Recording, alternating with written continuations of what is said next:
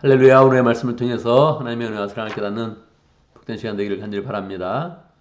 오늘 말씀 요한복음 18장 12절에서 18절까지의 내용입니다.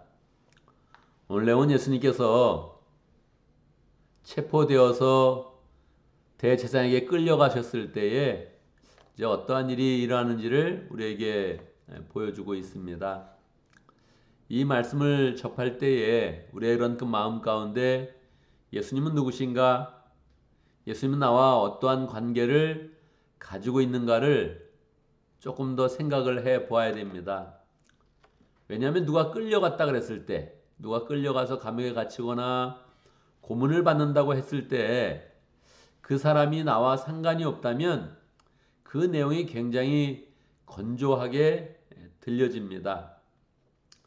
옛날 제가 어렸을 때는 뭐 3.1절이 되거나 8.15 광복절이 되면 뭐 독립군에 대한 그런 이야기, 뭐 유관순 열사에 대한 그런 이야기, 뭐 그런 이야기들이 드라마로 많이 이제 방영이 되었습니다. 최근에 와서는 이제 그런 내용들이 나오지 않더라고요. 왜 그렇습니까? 감정적으로 그 내용들이 깊이 다가오지 않는 것이지요. 공감이 되지 않으니까 그냥 벌써 새로운 그런 세상이 되어서 옛날 세상에 대한 그런 이야기가 많이 이렇게 피부로 느껴지지 않는 것입니다. 오늘 성경의 그런 그 내용이 그냥 역사적인 사실로 본다면 그냥 몸이 건조하게 예수님이 결국 체포당하셨구나. 뭐 갑작스러운 일도 아니고 예수님이 예상하셨던 일들이 그대로 벌어졌구나 하는 그런 생각들을 갖게 되지요. 그런데 예수님이 누구신가 조금 더 한번 마음 가운데 생각해 봐야 되죠. 만약에 우리 가족 중에서 배우자가 감옥에 갇히게 되었다. 체포돼서 끌려가게 되었다. 그러면 어떤 일을 하겠습니까? 우리가 어떤 마음으로 이제 살겠습니까? 여러분, 자녀가 잘못해서 체포당했다. 어떤 그런 마음을 갖게 될까요? 우리 믿음의 그런 식구들 중에는 군대 갔을 때 어머니께서 따뜻한 곳에 눕지 않으셨다. 그런 사람이 있습니다. 군대 있는 동안에 따뜻한 곳에 눕지 않았다는 거예요. 일부러 차가운 곳에 그렇게 누우시고 잠을 잘 때도 편안히 자기보다 불편하게 주무셨다는 거예요. 왜요? 고생하는 아들을 생각하면서. 아들은 고생하고 있는데 내가 따뜻한 아랫목에서 그게 편하게 잘 수 없다. 이런 생각을 가지고 그 기간을 같이 지내셨다는 거예요. 굉장한 그런 그 사랑이지요. 옛날 글을 보면 김진호 목사님도 감옥에 있었을 때 어머니가 일부러 겨울에도 불을 떼지 않으셨다. 그렇게 말씀을 하더라고요. 감옥에 있는 동안에 이게 뭐 잘못해서 한 것도 아니고 하나님 앞에 의로운 일을 하다가 감옥에 간 것인데 이거 너무나 안 됐다. 내 마음이 너무 안 됐다. 그래서 감옥에 있는 동안에 일부러 춥게 주무셨다는 거예요. 겨울에 불을 안 뗀다는 거는 뭐 옛날에 얼마나 추운 겁니까? 그냥 혹한의 그런 겨울을 그냥 뭐 맞다들여서 체험하는 건데 기꺼이 그렇게 지낸다는 거예요.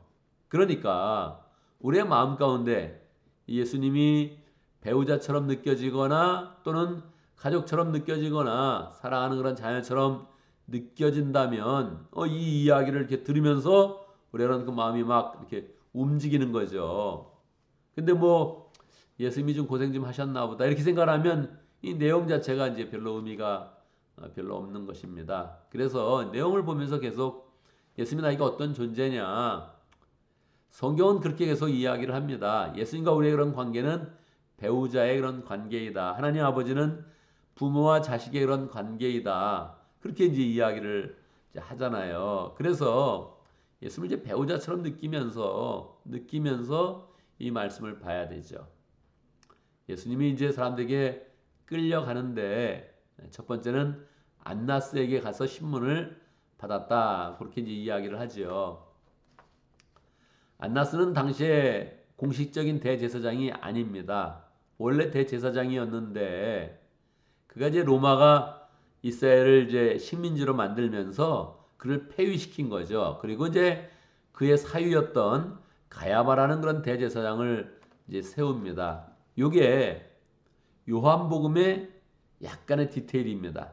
굉장히 세밀한 그런 부분인데 그런 세밀한 부분을 우리에게 이렇게 알려주면서 당시 제사장이 하나님으로부터 또 모세 때 내려왔던 그런 아론의 후예가 아니라 사실은 로마 정권이 그냥 세운 그런 대제사장이었다는 것을 그냥 자연스럽게 우리에게 이제 알려주고 있는 것입니다. 그들이 무도한 자들이었다는 것을 더 명확히 알려주는 거죠.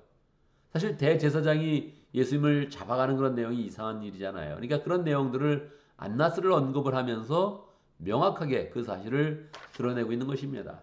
하나님의 대제사장이라면 예수님을 끌고 갈 이유가 없습니다. 그런데 이들은 로마 정부가 세운 허수아비와 같은 그런 어용 집단의 대제사장이었던 것입니다. 직분만 있지 하나님의 그런 사람들이 아니다 하는 것을 안나스를 이야기하면서 명확히 이야기해 주는 것이지요.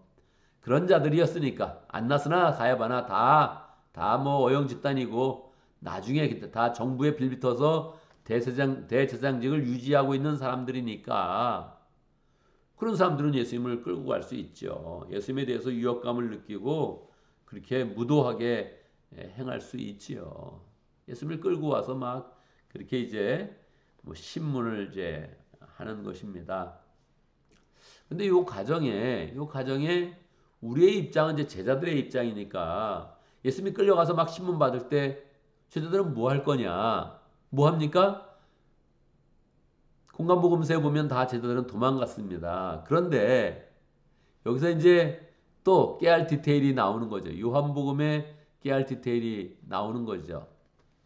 사실 나는 도망가지 않았다. 그렇게 이야기하는 거죠. 사도 요한은 그 자신에 대한 굉장한 그런 자부심이 있었죠. 또 특별히 베드로에 대해서는 뭐 선의의 그런 경쟁이라고 할까요? 경쟁심이 굉장히 많았죠. 많은 사람들이 공간보험서를 보면서 베드로가 수제자다. 베드로가 대표자다.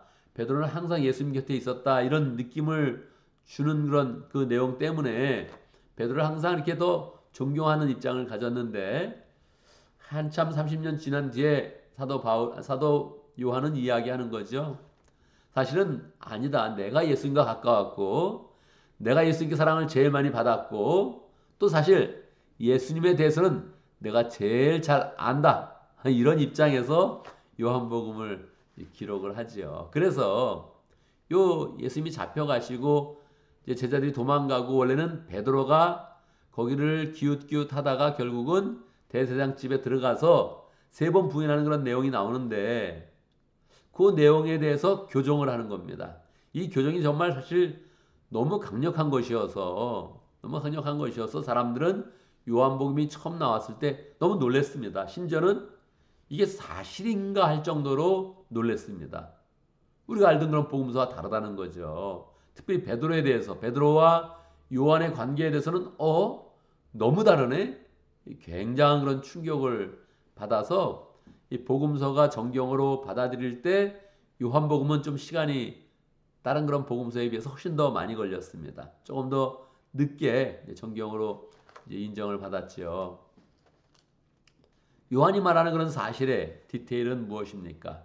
요한은 사실은 베드로가 간 것이 아니다. 사실은 내가 더 먼저 따라갔다.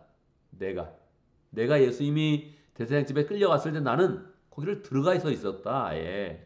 근데 원래 베드로와 요한은 좀 차이가 있거든요. 베드로는 똑같이 어부였는데 베드로는 그냥 소장농처럼 배를 빌려서 어부 생활을 했던 그런 사람이고 이제 요한은 선주의 집안으로서 배의 주인이었죠.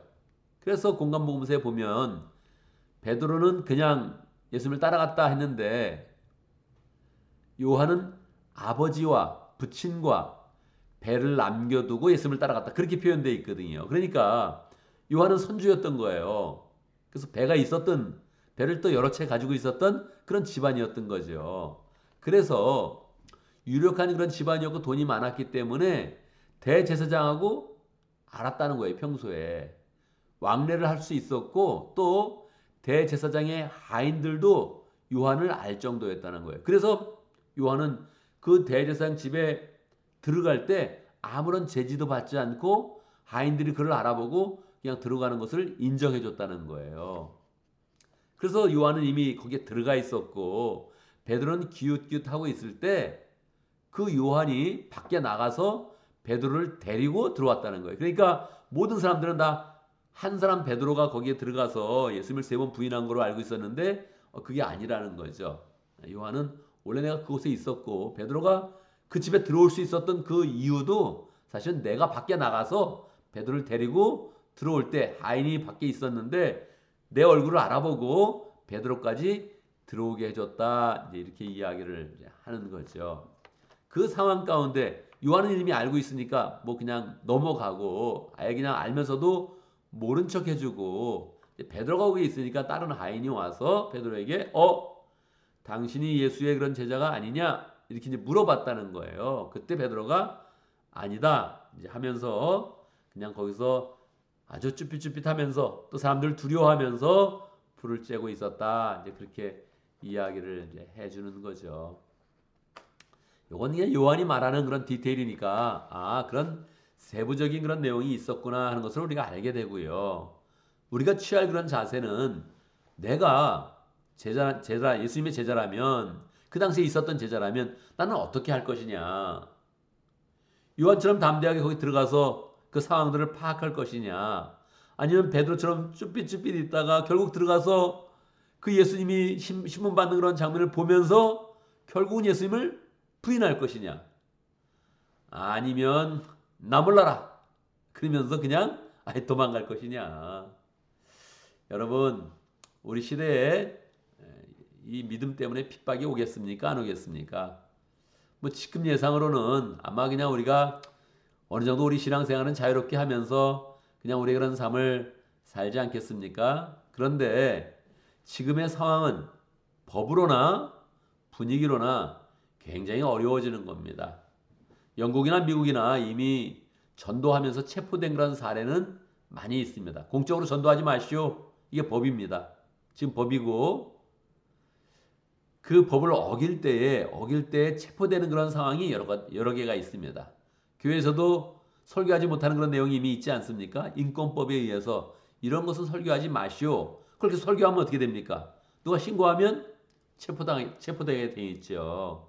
그러니까 우리 시대에 여러 부분 가운데 복음의 그런 활동이 여러 부분에서 제한을 받고 있고요. 신학교에서도 여러 가지 인권법에 대한 그런 그 부분들을 인정하지 않으면 그것을 다 받아들이지 않으면 학교에 대한 그런 보조금을 삭감한다. 이런 이야기들은 벌써 계속 진행되고 있는 그런 상황입니다. 그래서 조금 복음이 지금 세상과 이렇게 충돌하고 있는 그런 시대입니다. 그래서 우리 시대 때 쉽게 이제 핍박이 올 수 있고요. 신앙의 핍박이 올 수 있고 이 다음 세대에 가면 훨씬 더 그러한 생각들은 더욱더 가중될 것입니다. 이게 다 민주주의 사회니까 비율로 나가는 것인데 아직까지 기독교의 그런 비율이 어느 정도 있기 때문에 그렇게 공개적으로 너무 핍박을 하면 안 되니까 조금 더 참고 있지만 기독교 인구는 좀 줄어들고 그리고 기독교에 반대하는 그런 세력이 커진다면 틀림없이 신앙의 그런 제약이 많이 오게 되는 것입니다. 뭐 오늘날 시대도 중국 같은 곳에서는 아이들에게 복음을 가르치지 못합니다. 성인이 될 때까지는 종교를 가르치지 말아라. 그래서 학교에서든 어디서든 아이들에 대해서 종교 교육을 신앙 교육을 하지 못합니다. 그러니까 이러한 일들이 우리의 그런 삶 가운데 있는 것입니다. 이럴 때에 뭐 우리 모든 믿음의 공동체의 지도자라든지 아니면 또 우리에게 믿음의 식구 중에 한 사람이든지 체포됐을 때 어떻게 할 거냐 나는 이런 그 마음들을 우리의 마음 가운데 생각해 봐야 되죠. 이게 신앙에 그런 제약이 오는구나 핍박도 올 수 있구나 하는 그런 생각들을 우리가 가져야 되죠. 오늘 말씀을 볼 때는요. 내가 그 당시에 있었다면 예수님이 결국 체포당하실 때 억울하게 체포당해서 막 가실 때 나는 어떻게 할 거냐? 따라갈 거냐? 기웃기웃 할 거냐? 아니면 그냥 나는 모른다. 그리고 도망갈 것이냐. 이런 걸 성경이 우리에게 묻고 있는 것입니다. 이런 질문 가운데서는 우리가 어떠한 자세로 신앙을 지금 살고 있는지, 신앙생활을 하고 있는지, 어떠한 자세로 예수님과 관계를 맺고 있는지를 묻고 있는 것입니다. 그래서 우리의 마음 가운데 신앙이 어려움이 올 때, 고난이 올 때 나는 주님과 함께 하겠습니다. 이런 걸 마음에 준비를 하고 기도를 해야지.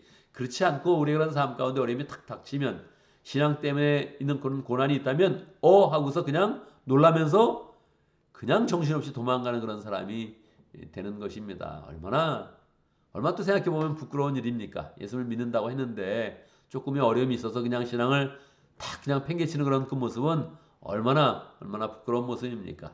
우리 그런 삶이 신앙으로 결국은 영생으로 나가는 그런 삶인데, 눈앞에 그런 이익과 눈앞에 어려움 때문에 그냥 내 신조와 내 신앙과 내 신념이 그냥 하루아침에 무너진다면 얼마나 우리의 그런 인생이 가벼운 것입니까? 그래서 우리 하는 그런 신앙, 어떤 어려움이 있어도 나는 주님 편입니다, 이런 것을 굳게 하고, 또 그러한 그 마음을 자꾸 굳게 가져서 외부적인 그런 핍박뿐만 아니라 우리가 살면서 가지는 어려움들, 또 적극적으로 주의를 하면서 가지는 그런 어려움들, 그런 것을 편하게 감내한다면 하나님이 우리의 그런 삶 가운데 더 풍성한 은혜와 사랑과 축복을 주시면서 또 우리의 그런 삶을 인도해 주시는 것입니다. 그래서 우리의 마음 가운데 나는 어려움이 있어도, 힘든 일을 만나도 나는 주님 편입니다, 나는 열심히 하나님을 섬기겠습니다,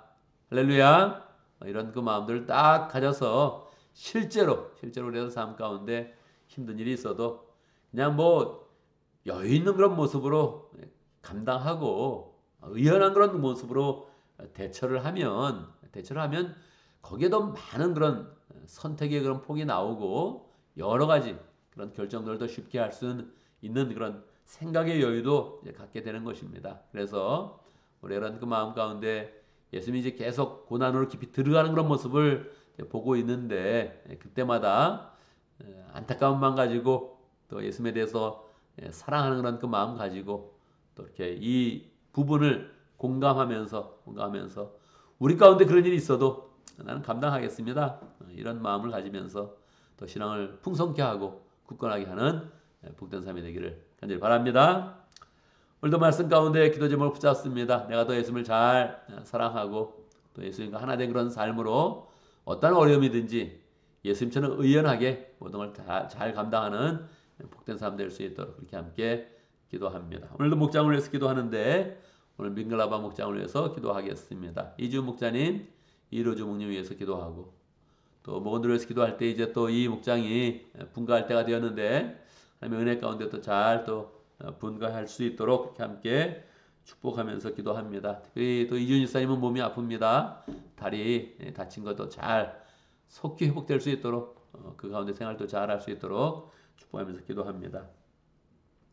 성교사님, 신용 성사님 위해서 함께 또 기도하도록 하겠습니다. 교회를 위해서 기도하는데 우리 주일 예배를 준비하면서 또 예배 순서 맡은 모든 그런 사람들 축복하면서 기도하고, 또 순서를 맞지 않아도 우리의 마음이 예배를 늘 준비하면서 예배를 부흥의 그런 그 시간으로 만들어가면서, 축복의 시간을 만들어가면서 살아가는 삶이 될 수 있도록 기도하고, 또 말씀을 준비한 저를 위해서 기도해 주시기 바랍니다. 저는 주일 예배 영상을 다 만들어 놨습니다. 만들어 놨고 그냥 마음으로 준비하고 있는데 또 은혜 가운데 잘 또 그렇게 준비할 수 있도록, 말씀을 준비할 때마다 하나님께서 영감 주시고 전할 때마다 또 서로 간에 은혜가 있는 귀한 시간 될 수 있도록 함께 기도하면 좋겠습니다. 제가 먼저 기도하고 함께 기도하는 시간 갖도록 하겠습니다. 우리 주님의 그런 사랑과 은혜를 찬양합니다. 우리 주님께서 우리의 죄악 때문에 체포당하시고 무도한 자들에게 핍박을 받으시고 십자가에 죽으시는 일을 당하셨는데, 우리가 그런 그 마음 가운데 그 주님에 대해서 사랑하는 그런 그 마음으로 그 사역들을 살펴보고, 또 우리도 주님의 그런 뒤를 따라서 우리가 고난을 받더라도 다른 사람을 구원하고 세워가고 하나님의 사랑을 나타내고 하나님의 영광을 나타내는 복된 그런 사람 될 수 있도록 역사하여 주옵소서. 하나님, 눈앞의 이익 때문에 신앙을 버리는 그런 사람 되지 않도록 인도하여 주시고 우리의 마음을 굳건하게 만들어서 주님을 사랑하고 주의 은혜 가운데 살아가고 주님과 관계를 풍성케 하고 이 세상 가운데 주님의 능력을 더 풍성히 펼치는 복된 삶이 될 수 있도록 역사하여 주옵소서. 우리 가운데 또 목장을 허락하신 거 감사합니다. 목장을 통해서 하나님의 은혜와 사랑과 영광을 풍성히 나타낼 수 있도록 인도하시고 또 하나님의 이런 사랑을 더 풍성히 누릴 수 있도록 인도하여 주옵소서. 밍글라바 목장, 이지훈 목장님, 이로주 목장님 축복해 주시고 열정으로 목장을 세우고 행복한 목장 만들 때마다 하나님 그 삶이 행복하게 하시고 하나님의 은혜가 늘 가정과 목장 생활 가운데 풍성하도록 역사해 주옵소서. 이준 목자님 다친 다리 주님께서 함께해 주시고 만져주시고 품어주셔서 주의 은혜 가운데 속히 회복될 수 있도록 인도하시고 또 다시는 또 다치지 않도록 역사하시고 더 건강하게 모든 일 감당하도록 역사하여 주옵소서. 모두들도 모일 때마다 서로 사랑하게 하시고 믿음의 가족의 풍성함들을 잘 누리며 또 주의 제자로 세워질 수 있도록 축복하여 주옵소서. 분가를 앞두고 있는데 하나님 그 모든 그런 분위기가 주의 은혜 가운데 무르익어서 은혜 가운데 멋진 모습으로 분가할 수 있도록 인도해 주시고 신영 성사님 미얀마 지역에서 열정으로 사역하고 있습니다. 그 모든 그런 사역 가운데 함께해 주시고 열심으로 신학생을 세우며 교회를 세워가는 그런 모든 그런 삶 가운데 하나님의 은혜가 풍성하도록 역사하여 주옵소서. 하나님 아버지 우리에게 매주일 또 함께 모여서 주일 예배를 드리며 하나님을 만날 수 있도록 인도하신 거 감사합니다. 일주일에 한 번 있는 그런 예배가 아니라 평소에 삶이 예배가 되게 해 주시고 우리 이런 그 마음의 예배를 준비하며 하나님의 그런 지성사 앞으로 나아가는 복된 교회 될 수 있도록 역사하여 주옵소서. 예배 때마다 은혜로운 말씀 주시고 준비된 그런 모든 그런 수들이 하나님의 은혜 가운데 잘 하나님께 드려지며 우리의 이런 마음 가운데도 주의 은혜와 평강과 사랑이 넘치도록 역사하여 주옵소서. 하나님 오늘도 우리가 기도하고 하루를 시작하는데 우리의 이런 삶이 직장의 그런 삶이 가장 많은 그런 시간들을 보냅니다. 사업하고 생활하는 그런 그 모든 그런 삶 가운데 함께해 주시고 늘 주의 인도하심을 받게 하시고 주님의 축복으로 풍성한 복된 삶 될 수 있도록 역사해 주옵소서. 어떤 일을 하든지 가정에서나 사회에서나 어떠한 일을 하든지 주님과 동행하게 하시고 주의 도우심을 받으며 사랑을 입으며 어디 가든지 사랑받는 복된 삶이 될 수 있도록 역사해 주옵소서. 우리의 연약함으로 하나님 실수하는 모든 것들을 막아주시고 잊어버리는 것 다 기억날 수 있도록 역사하시고 욕이란 것은 반드시 행할 수 있도록 인도하시고 늘 하나님의 사람으로 어떤 일을 하든지 복된 삶을 잘 살아갈 수 있도록 인도하여 주옵소서. 예수님의 이름으로 기도드리옵나이다. 아멘.